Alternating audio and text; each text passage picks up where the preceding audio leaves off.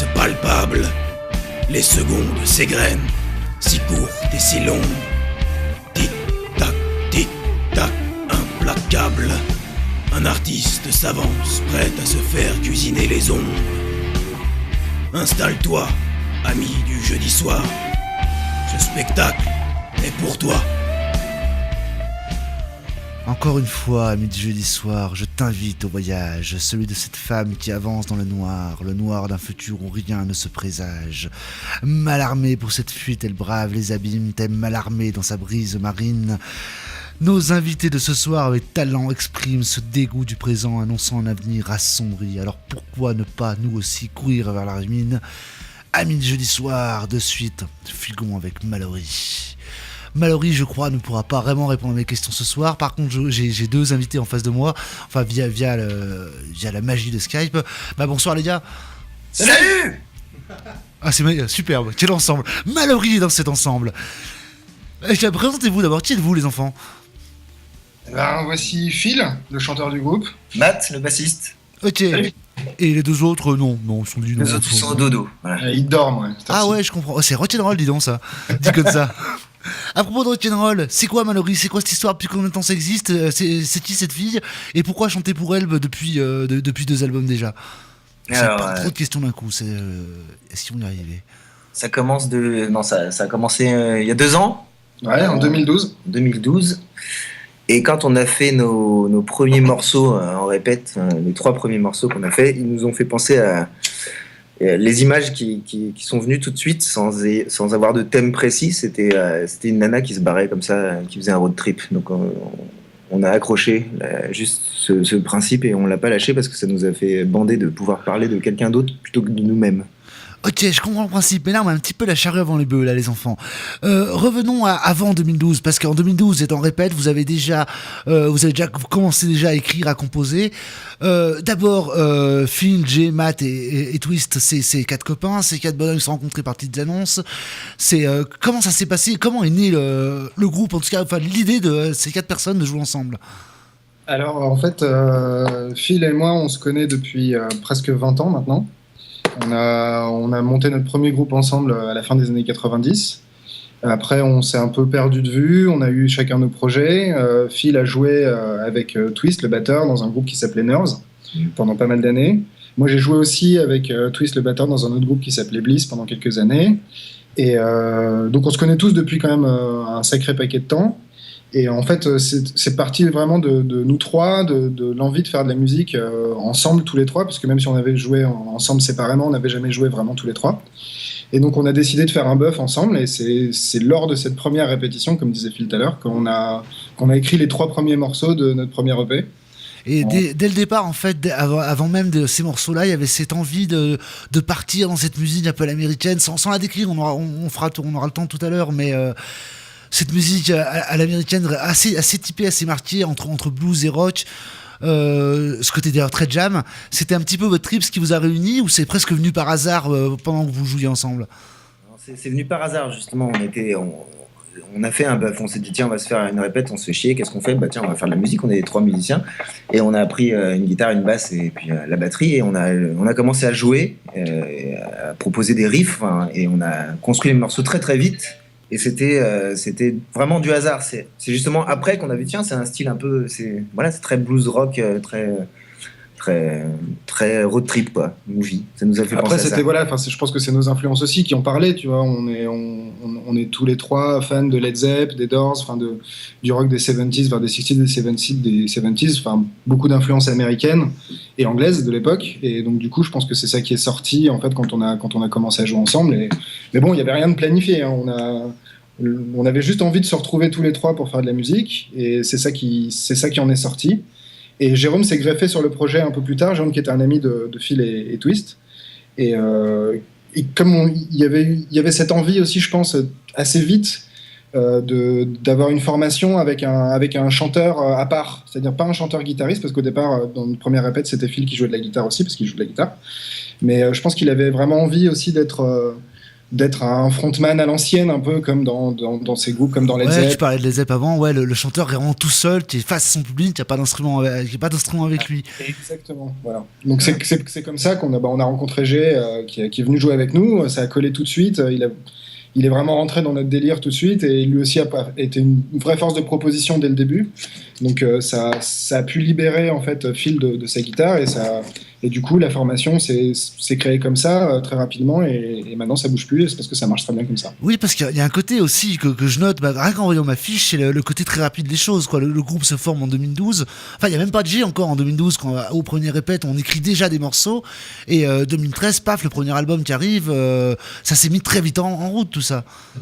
Mais c'est ça qui est bien en fait. Comme on se connaît très très bien, quand on joue, on arrive à plier un morceau très vite parce qu'on n'est pas en train d'essayer d'en fabriquer. On les sort comme ça, et puis si ça nous plaît tous, ça va très vite. On essaye. Le mot d'ordre, c'est de pas se prendre la tête à essayer de faire une musique compliquée, ou de se dire putain, c'est quoi, qu'est-ce qui marche en ce moment, ou qu'est-ce que font les guitaristes, ou qu'est-ce que font les batteurs de rock, qu'est-ce qu'ils font, on s'en fout, on s'exprime simplement, et après ça fait que tu travailles vachement vite. C'est-à-dire qu'à chaque répète, il y avait un morceau de plié à chaque répète, donc en gros, il y a une vraie symbiose entre les quatre bonhommes, quoi. Même Jay qui est arrivé après, finalement, il est rentré dans le trio qui est devenu un quatuor, et vous entendez que presque comme un seul homme. C'est l'impression que ça me donne, ce que tu me dis, en fait.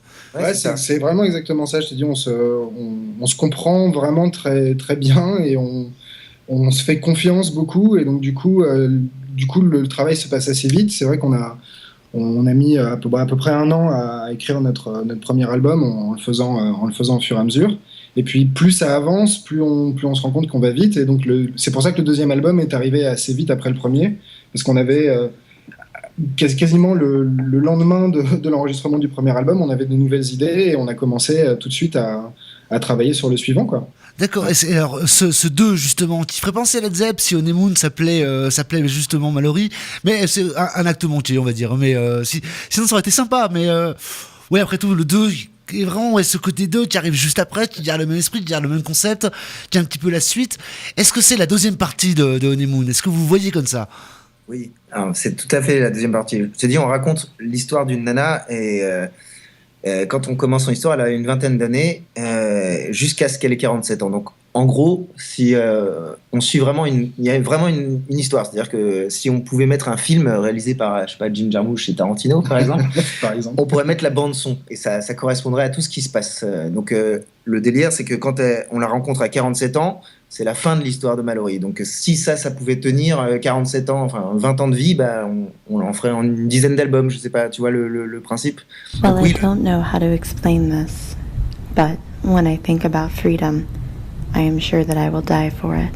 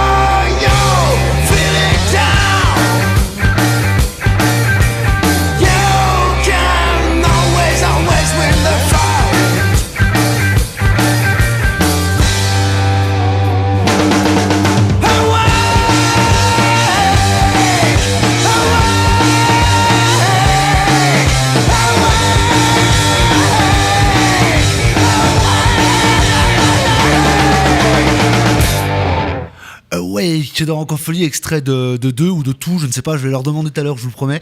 Le nouvel album de Mallory. Phil me pose une question, Mallory elle-même lui répond par I don't know. Je vais aller un petit peu plus loin qu'elle, pour cette question en tout cas, pas pour le reste, oulala, je vais sûrement pas me lancer dans un road movie de mon côté. Mais le principe, je le vois très bien, j'imagine très bien l'esprit de continuité et l'envie d'en faire encore. Mais alors, c'est très bête comme question, hein. Tu vas vraiment y balader, tu vas dire que je fais mon boulot de journaliste très très mal. Mais est-ce que prendre un concept aussi fort et aussi marqué, et en plus marqué par un certain cinéma aussi, est-ce que c'est pas le danger d'enfermer sa musique ? Alors, moi je peux te dire un truc qui est marrant là-dedans, c'est que quand on écoute notre deuxième album et notre premier, qu'on les compare, on voit que c'est un fil conducteur, c'est les mêmes musiciens, c'est les mêmes origines. Mais par contre, il y a quand même des différences parce qu'on n'essaye pas de refaire un copier-coller de ce qu'on sait déjà faire. Donc ça arrivera progressivement. C'est-à-dire que le troisième album qu'on est déjà en train d'écrire, c'est un moment où Mallory est en prison et donc la musique normalement devra coller à une ambiance qui sera plus humide, plus sec, plus dégueulasse, enfin tout ce que tu veux. Mais donc c'est pas un danger d'avoir un concept et de l'exploiter jusqu'à la fin. Justement, quand je te dis qu'à un moment il y aura une vraie fin, c'est justement pour pas à la fin se repomper et puis commencer à exploiter un truc qui est pas drôle. Là, on l'exploite pas, on est juste en train de raconter une vraie histoire qui a un début et une fin. Donc c'est très simple de suivre le fil conducteur. Tu vois, c'est pas, il y a pas le problème de se dire bon, est-ce qu'on va se capitonner dans le même style tout le temps, justement, moi j'ai pas envie, personne dans le groupe, on n'a pas envie de faire la même chose tout le temps, donc ça a forcément évolué. Donc déjà dans le 2 il y a une petite évolution, elle est minime, mais nous on la connaît bien parce qu'on se connaît bien. On l'a peut-être ressenti à force de la travailler et de la jouer, oui, je comprends ça. Et justement, c'est marrant parce qu'avoir un concept, même dans un groupe, c'est pas forcément ce qu'il y a de plus original, mais le fait de le travailler comme ça, de s'en servir comme guide, à se demander si c'est Mallory qui dessine quel genre, ce que le groupe va faire, ou si c'est le groupe qui, quand il sait ce qu'il va faire, va envoyer Mallory quelque part, genre, est-ce que vous avez envie de faire un album sombre et un peu sale et on l'envoie en tôle, ou est-ce que c'est parce que ce serait logique qu'elle aille en prison qu'on fait un album sale ? Je sais même pas s'il y a une réponse à cette question. Si, il y a une réponse, et c'est la deuxième chose, c'est, en fait, au fur et à mesure quand on compose et quand on fait de la musique ensemble, on n'est pas en train de penser à pourquoi on fait ce qu'on fait. C'est la musique qui vient et c'est ensuite, par rapport à ce que la musique nous inspire, qu'on écrit l'histoire qui colle aux émotions qu'on ressent quand on joue. Donc là, après 2 albums, effectivement, il y a effectivement une continuité dans l'histoire et dans ce qui lui arrive. Et oui, il y a effectivement une logique qui s'impose. Et donc le troisième album va parler de ça. Mais voilà, enfin, je te dis, c'est vraiment la musique qu'on fait ensemble qui nous inspire pour écrire l'histoire de Mallory, pas le contraire. Pour ajouter un truc, tu vois, pour le troisième album, on a déjà composé 2-3 morceaux, et ce qu'on veut faire, ça va pas tant dans la musique qui va être très sombre, c'est surtout la manière de le faire. C'est-à-dire que pour le troisième album, on a décidé de faire un morceau qui dure 45 minutes. Entier. Voilà. C'est d'accord, juste sacré défi, j'aimerais bien l'entendre, mais on va pas tout de suite. Par contre, j'ai beaucoup écouté ce 2 ou ce tout, je ne sais pas, j'avais promis à mes auditeurs de vous poser la question, je vous la pose. Est-ce qu'on doit l'appeler tout, est-ce qu'on doit l'appeler 2, est-ce qu'on doit l'appeler Mallory partout, je ne sais pas quand est-ce qu'on doit l'appeler cet album, et c'est pas anodin non plus, parce que le fait de l'appeler tout, c'est vraiment ce côté suite du précédent, suite de l'histoire. Pourquoi prendre un nom aussi court, aussi neutre, alors qu'il y a des textes et des titres sur cet album qui sont très lourds de sens, très forts, ne serait-ce que les deux, la phrase d'ouverture, la phrase de conclusion prononcée par Mallory. Ouais. Je pense que vraiment, pour nous, le premier album qu'on a écrit, il a une vraie valeur d'introduction, en fait. Et donc, du coup, ce deuxième album, on voulait vraiment marquer le fait que c'était la continuité du premier. Et donc, c'est pour ça qu'on l'a appelé tout. Et aussi, il y a un autre truc aussi, si tu as remarqué, tous les titres des morceaux, ils sont très courts. J'aime bien quand on a besoin que d'un mot pour parler d'une chanson. Et 2, c'est pareil, c'est un peu, on appelle un album 2 très simplement, très, très connement, parce que tous les morceaux c'est toujours heavy, ready, enfin c'est des morceaux, des mots simples qui jaillissent. Et après, en effet, à l'intérieur, il y a des paroles, il y a Mallory qui parle et qui raconte ses petits textes et tout. de toute façon, l'illustration, comment on pouvait l'appeler, bah justement, c'est ça, c'est toujours le délire, c'est le chapitre 2, donc ça veut pas dire que le chapitre 3, on va l'appeler 3, mais ça, c'est pas grave, ça, on improvise en fait pendant qu'on fait les trucs, donc mais c'était la plus logique des choses, c'était de dire, bon, bah, c'est le deuxième volet, donc ouais, on va l'appeler 2, tout simplement. Un peu comme, tu vois, Kill Bill et Kill Bill 2. Hein, un peu... D'accord, ça fera partie de... Et justement, cette simplicité, au-delà des mots, tu me parles ici, ça c'est juste, mais aussi dans la musique. C'est vrai que sans dire qu'elle est simple, parce qu'elle l'est pas, elle est bourrée de petites recherches, de plusieurs niveaux d'écoute, mais a priori, à l'écoute, c'est le genre d'album qui se déguste à la première écoute, il n'y a pas besoin de réfléchir pour être compris, pour être apprécié. Ce côté justement très très blues, moi je citais Serge et Julien l'ont fait dans le labo avant des groupes comme Slash ou comme Black Sabbath avec ses riffs très évidents malgré une musique très complexe derrière, enfin citer toute cette scène entre rock, blues et hard rock des années 70 à 90 et avec ce point dominant, ce côté très efficace et surtout très plus basé sur l'émotion que sur une composition. Est-ce que c'est une chose que vous cherchiez quand vous avez composé cet album? Exactement, t'as tout parfaitement résumé. On essaye de mettre en avant plutôt l'émotion et vraiment le ressenti brut de la musique, plutôt que d'essayer de fabriquer une complexité qui risquerait juste simplement de nous éloigner du message vraiment clair qu'on veut passer. Enfin, je sais pas si t'es d'accord. Par exemple, oui, dans un des morceaux du deuxième album, là, Ready, il y a de la basse qui est toute seule et qui fait 2 notes, et la batterie aussi, il y a un solo de G qui arrive.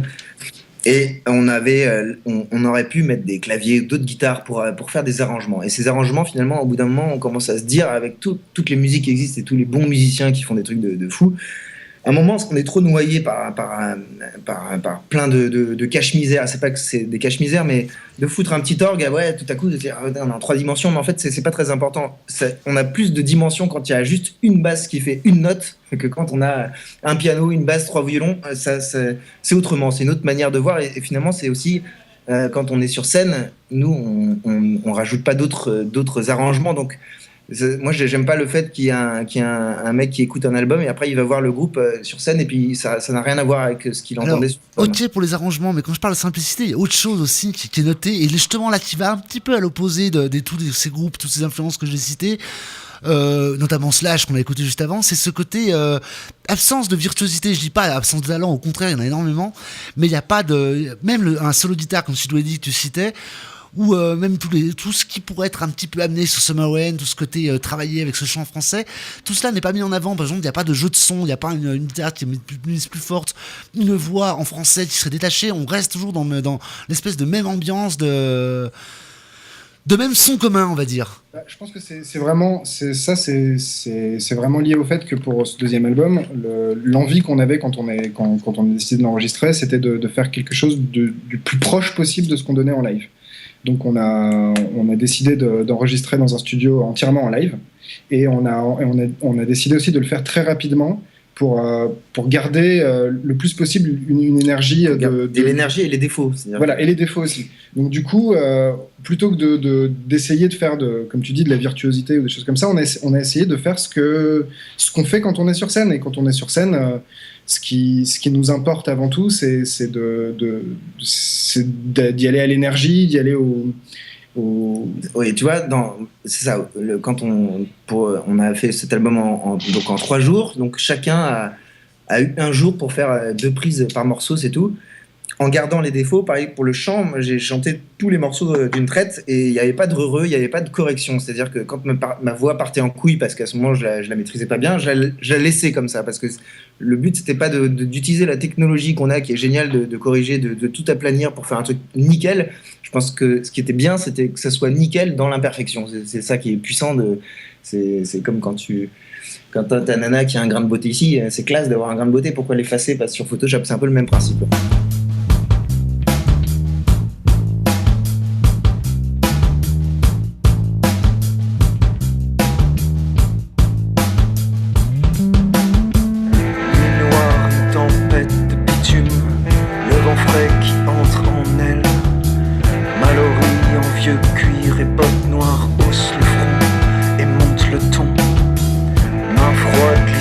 Dans l'ouverture, sur une chaîne en fer qui claque, une poignée d'hommes se se tordent, mais pas assez, non pas assez, non pas assez.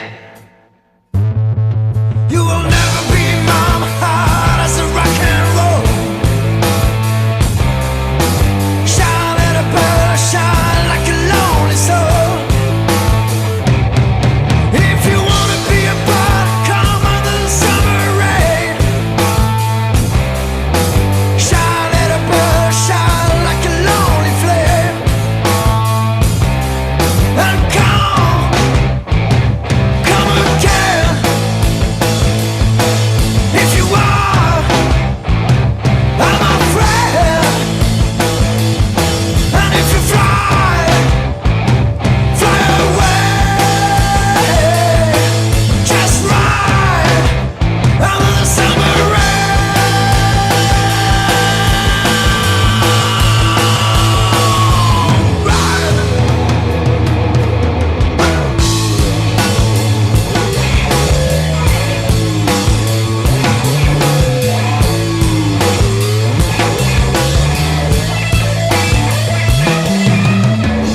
Berlin qui s'arrête en warning, une lumière qui brille au loin.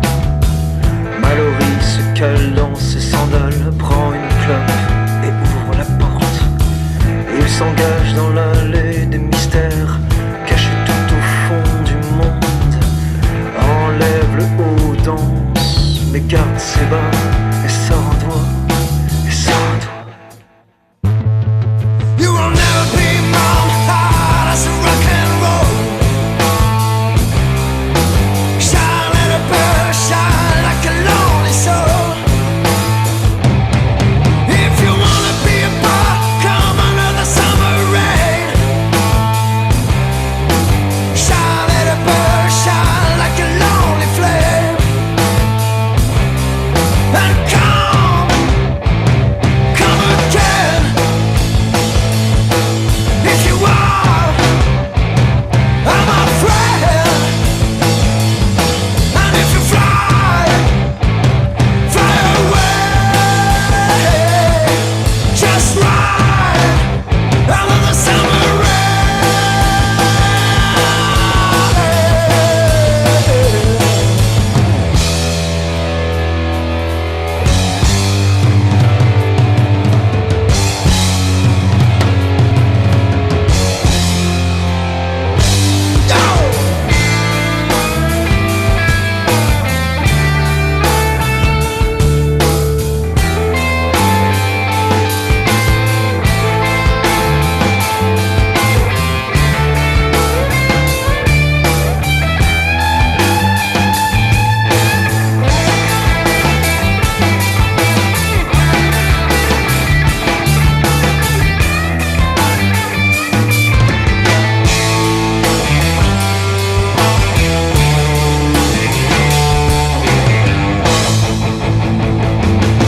You'll never be my heart as a rock and roll.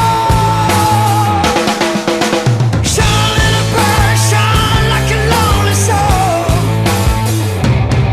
If you wanna be a part, come under the summer rain. Shine let a bird shine like a lonely flame.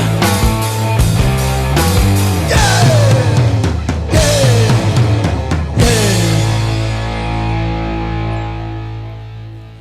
Summer Rain, alors que Phil en a profité pour disparaître. Tu restes. Ah, il est revenu. Haha, nous sommes sauvés. De quoi parlions-nous juste avant d'être coupés honteusement par vous-même? Nous parlions un petit peu de cet esprit de solidarité presque du groupe. Et en même temps, c'est vrai que je l'ai vaguement évoqué. Vous n'allez pas vouloir le faire parce que vous êtes des gens normaux et modestes, mais du talent évident de l'ensemble. Je dirais pas que c'est ma préférée puisque c'est la suivante qu'on va diffuser, mais quand même, elle met en avant un peu le talent de tout le monde, cette chanson. Et je ne sais pas si c'est une chose qui compte pour vous, ce côté, quand on fait de la musique, on ne fait pas n'importe comment non plus. J'ai pas très bien compris ta question en fait. Le côté, il y a un certain niveau et qui s'entend malgré tout sur cet album, et je connais beaucoup moins Moon, mais il y a aussi. Est-ce que c'est une exigence pour vous? Est-ce que la musique doit être travaillée pour être enregistrée?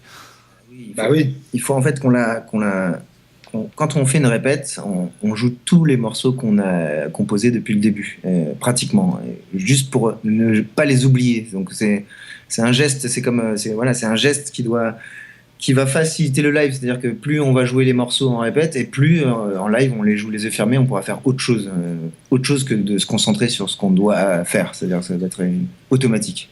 Et est-ce que cette maîtrise vous autorise à vous évader un petit peu en live, à faire durer, à faire raccourcir, à jammer un peu en passant sur un morceau ou sur un autre? C'est ce qu'on aime faire et c'est ce qu'on essaye de faire. En fait, c'est ce que disait Phil quand on monte sur scène.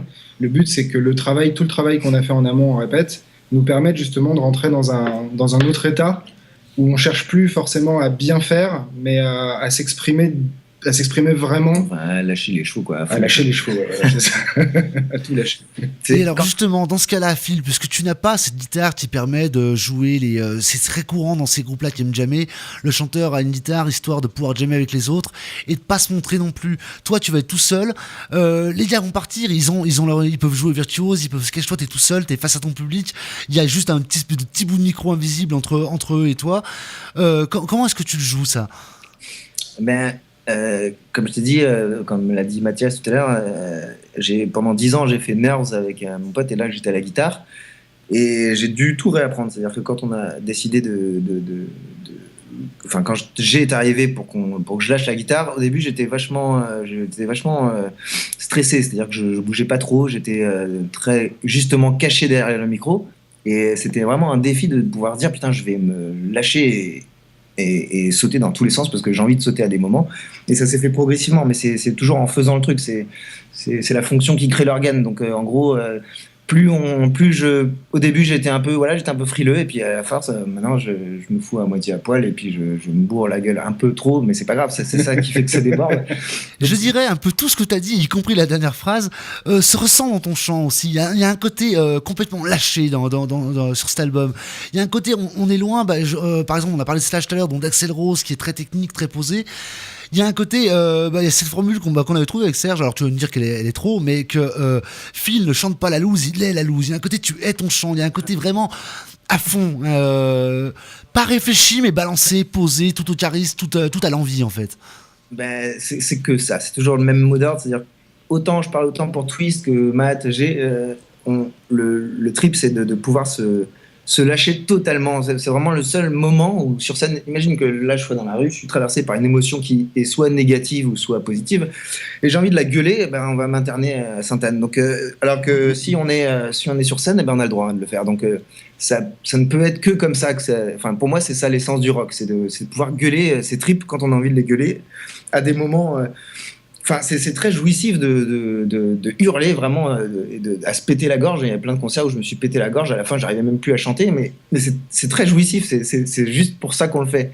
Et je pense que les gens ils aiment bien aussi de voir que des gars se déchirent la tronche devant eux, parce que finalement ça devient moins technique, c'est plus brutal, et il y a plus de triche, qu'on n'est pas en train d'essayer de faire un truc maîtrisé. Je veux pas maîtriser, je veux me laisser embarquer par le sentiment qui me submerge au moment où je le fais. Donc oui, c'est toujours la liberté, comme tu dis.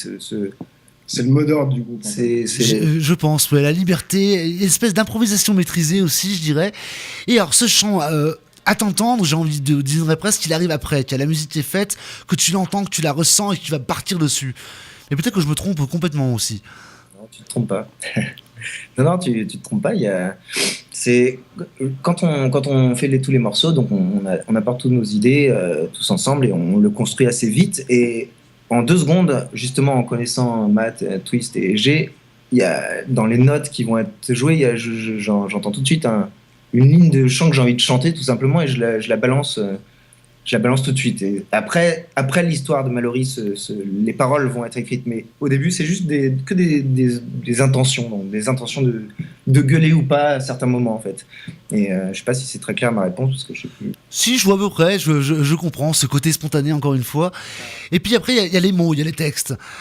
Ces textes qui suivent donc un concept, qui ont déjà une espèce de cahier des charges sur eux-mêmes.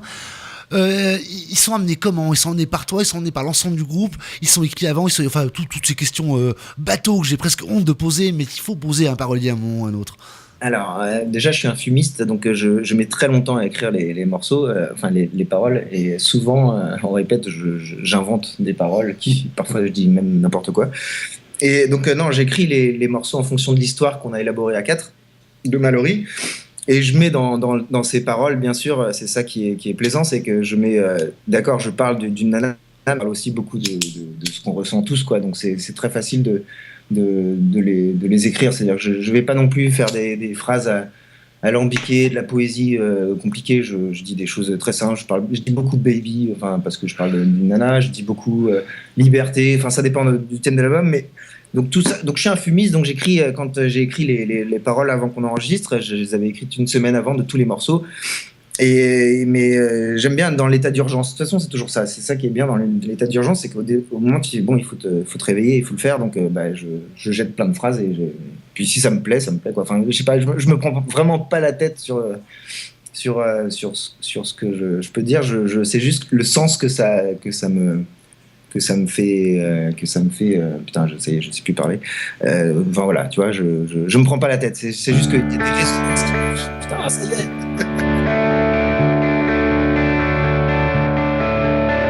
She was born to be free.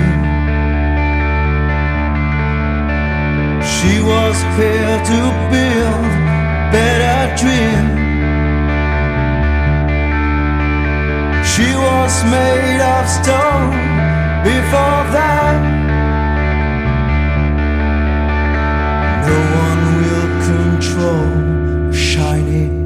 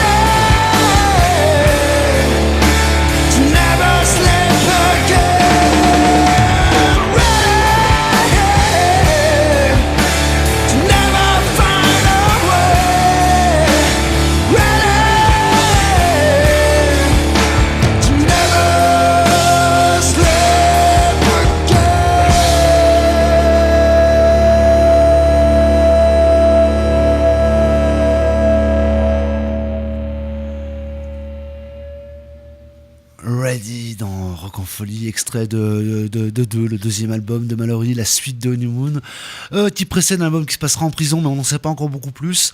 Qui est en tout cas l'œuvre de quatre types qui, mine de rien, et comme ça, presque modestement, font une musique qui ferait pâlir d'envie la plupart des grandes stars du mouvement américain. Mais on n'est pas là pour leur jeter des fleurs, on est là pour leur poser des questions. Les enfants, je ne sais plus où j'en étais. On a beaucoup parlé d'un peu de tout, de musique, de composition, de textes, de paroles, de chants. On a peu parlé de basse, c'est vrai. Et alors j'ai le bassiste qui me regarde, me fixe droit dans les yeux. Qu'est-ce qu'on pourrait dire rapidement sur la basse dans Mallory ? Et là, il se retourne en disant je vois pas de bassiste dans la salle, je sais pas quoi dire. Ben, moi, je dis que déjà, Matt, à l'origine, était guitariste et il est devenu bassiste dans Mallory. Donc, ça fait 2 ans qu'il joue de la basse. C'est ce qu'on peut dire déjà, effectivement. Sinon, qu'est-ce qu'on peut dire de la basse ? Moi, je pense qu'on peut dire de la basse la même chose qu'on pourrait dire de la guitare et la batterie. C'est une partie de l'ensemble. Voilà. Je pense qu'il n'y a pas de... Ok, non, mais je voulais pas te piéger non plus, Matt. Hein. C'était pas le but. Hein. Je voulais pas te faire de mal. Non, on a beaucoup parlé de cet album. C'est vrai, on a vu ce côté. Moi, j'ai vraiment noté. Et vous alliez un peu dans mon sens aussi, ce côté très spontané et en même temps maîtrisé, parce qu'il y a une maîtrise monumentale. Ce qu'on s'était dit aussi, c'est que cet album, il sonne à la fois comme un deuxième album, parce qu'il a un côté très mature, très fini, très varié en même temps. Il a très varié et très cohérent. Et en même temps, ce côté.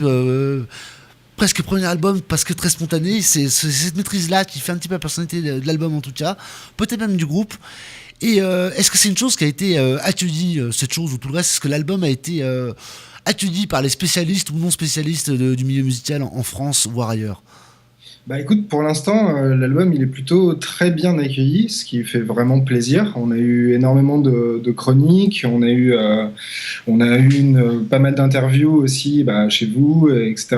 On a eu une pleine page dans le magazine Hard Rock Mag d'interviews où on pouvait parler de notre travail. Donc oui, il y a effectivement, à notre niveau, effectivement, quand même encore très underground, il y a un vrai enthousiasme, un vrai engouement de la part de la presse et des gens qui s'intéressent à la scène indépendante.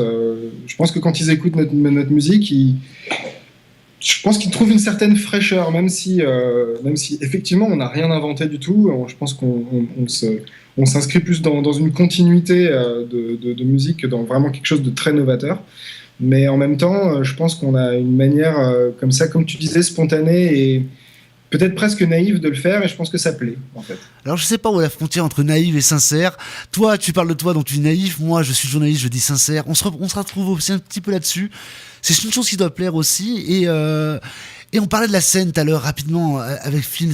Vous en avez dû en manger un petit peu de la scène depuis la sortie de l'album. On en a mangé beaucoup, pas depuis la sortie de l'album un petit peu, oui, mais puis surtout depuis qu'on existe, on en a mangé pas mal de la scène. Bon, pour l'instant, on joue qu'à Paris parce que c'est notre ville et effectivement,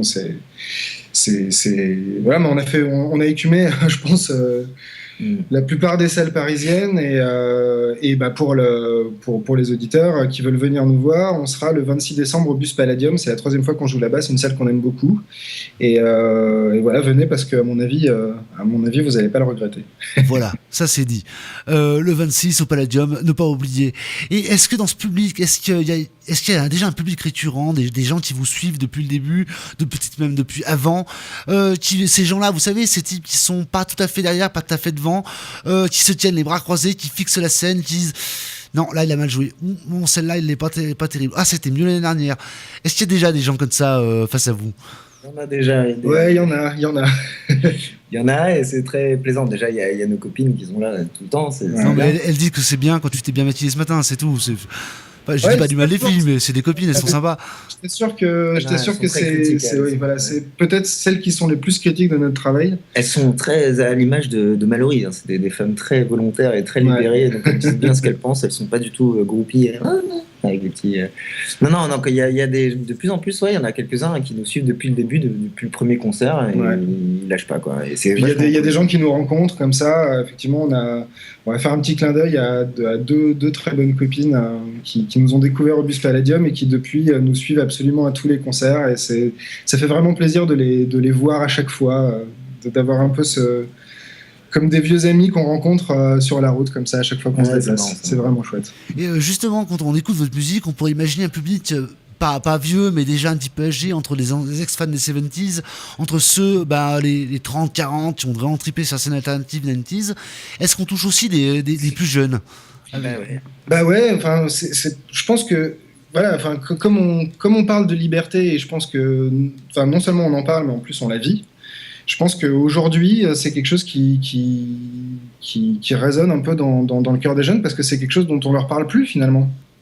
Et je pense que, enfin, on a fait des concerts effectivement où on a eu beaucoup de gens plus âgés qui venaient nous voir, qui venaient nous dire oui, ça nous rappelle ci, ça nous rappelle ça, ça nous rappelle notre jeunesse, machin. Effectivement, on séduit ce genre de gens, mais je pense que les plus jeunes, les vingtenaires, on va dire, se retrouvent aussi dans notre musique parce que c'est quelque chose qu'ils ont peut-être moins l'habitude d'entendre en fait, tout simplement. Et je pense que ça les surprend. Voilà. D'accord, on peut jouer là-dessus, oui. Et puis il y a ce concept-là, parce qu'on n'a pas encore parlé d'Internet, mais vous avez un Facebook, vous avez un site avec un blog qui retrace un petit peu l'histoire de Mallory. Est-ce que c'est une chose qui est suivie par le public aussi? Est-ce que vous avez des fans qui viennent vous demander de ces nouvelles, qui suivent, qui rentrent dans le jeu, dans ce trip-là, et qui veulent savoir la suite aussi? Eh ben oui, enfin, c'est pour ça d'ailleurs qu'on l'écrit. Alors, ils nous écrivent pas forcément quand est-ce que ça arrive, puisque c'est un blog, donc c'est alimenté régulièrement.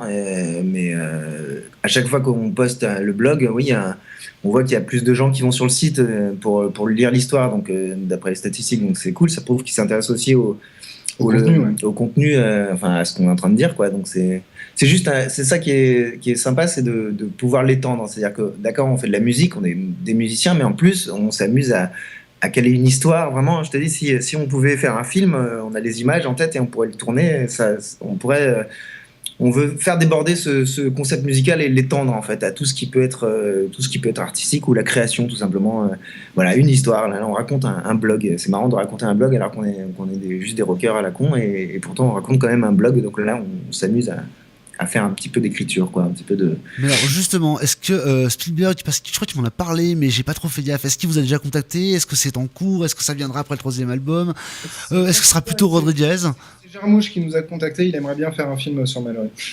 Mais il aimerait seulement. Il a déjà un concept, il a des idées. Est-ce qu'il va vous guider et vous enfermer à faire un 5e album de pop? Comment est-ce que ça va se passer avec ce monsieur? Et c'est quoi un peu la suite du groupe en fait?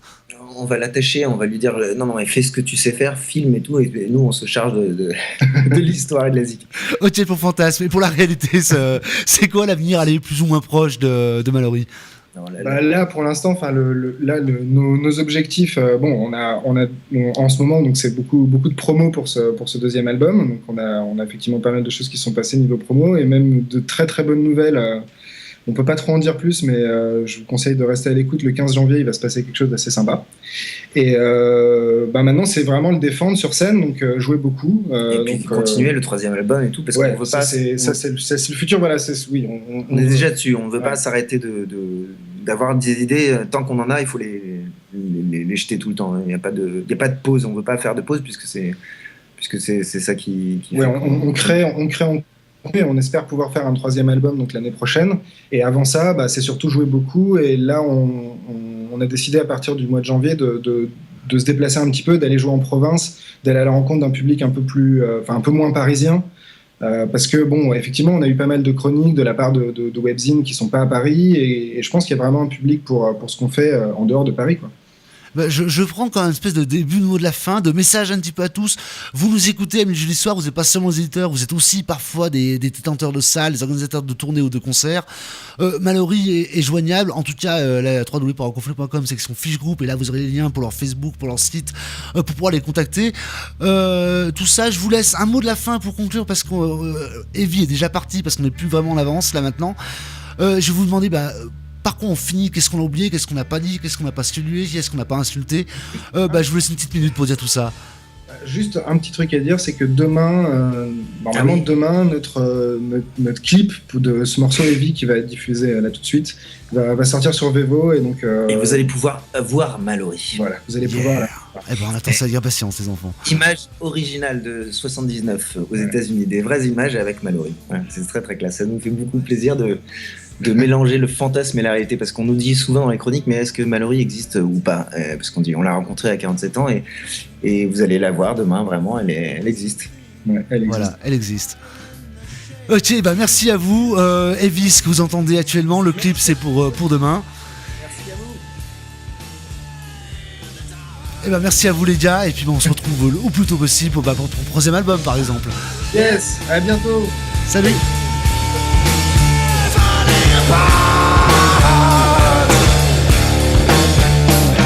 You're born to take a ride, born to feel amazed. Clean up the drops of the dirty rain.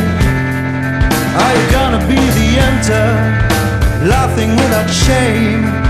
Kill me, my baby, every day. So in the dark, I'm already falling apart.